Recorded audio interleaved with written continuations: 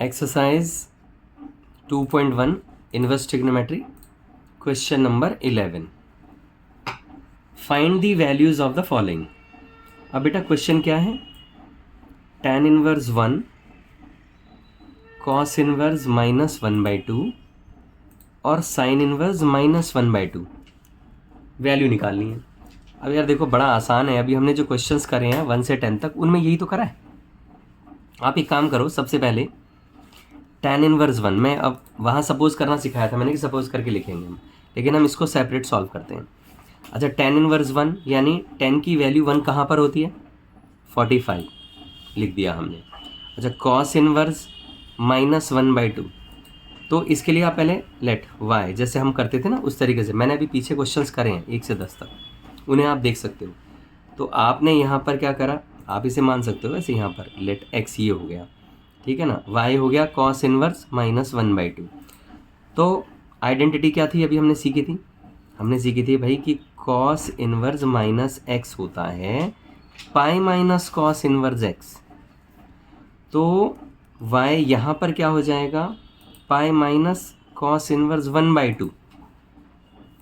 Pi minus cos की value 1/2 कहाँ होती है, पाई बाय 3 पर, तो y हो गया 2π/3, यानी हमें x ये मिला, y ये मिला। अब इसी तरह से एक और लिख लीजिए आप,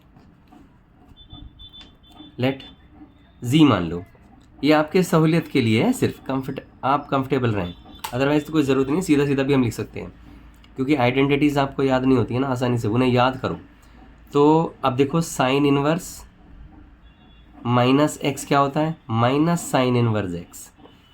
तो आपने इसके लिए क्या लिख दिया, इसके लिए आपने लिख दिया z हो जाएगा माइनस साइन इनवर्स 1/2, यानी मैं यहाँ लिख रहा हूँ इस जगह z हो गया माइनस साइन की वैल्यू 1/2 कहाँ पर होती है, π/6 पर, तो ये आ गया, ये आपके पास आया z की वैल्यू। देयरफॉर जो वैल्यू आई हमारी वो क्या बनेगी, x + y + z वाली बनेगी ना बेटा। x है π/4, y कितना है 2π/3 और z कितना है -π/6।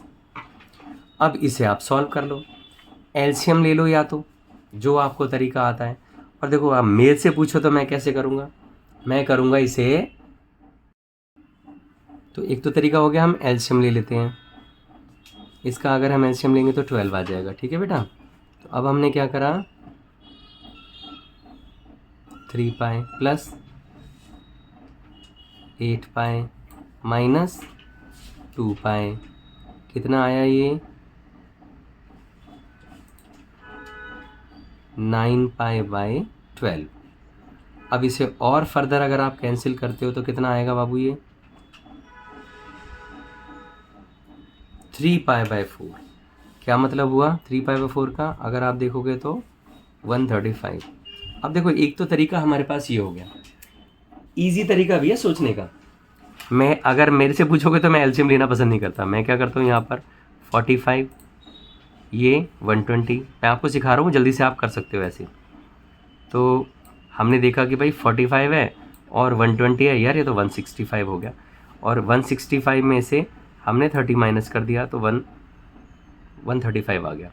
दूसरा तरीका और भी जल्दी से कर सकते हैं, अगर आप मेरे से पूछो तो मैं बोलूँगा यार ये 120 है, ये 30 है, माइनस कर लो, कितना हो गया 90 हो गया, 90 और यहाँ पर 45, तो इसका मतलब 135 सीधा निकाल सकते हैं। एलसीएम के चक्कर में क्यों फंसे हम, इस तरह से हम कर सकते हैं।